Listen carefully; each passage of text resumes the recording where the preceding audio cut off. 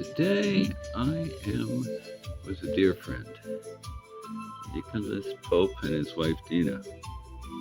Today, Nicholas is, as he does many days, spends time in his workshop creating things. They're all handmade. He doesn't use any machines, any tools. He's simply doing everything by hand.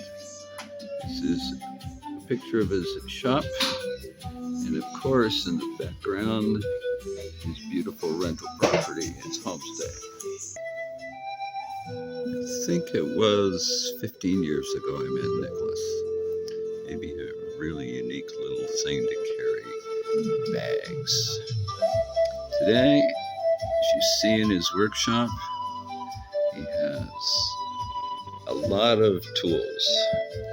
These tools are typical of traditional art. He doesn't use any devices, and this makes his products unique. You see in the corner a lot of leather. Nicholas only uses natural leather. He doesn't use any chemicals or any of the process. He is one of the true San Juan La Laguna, Lake Atitlán artists.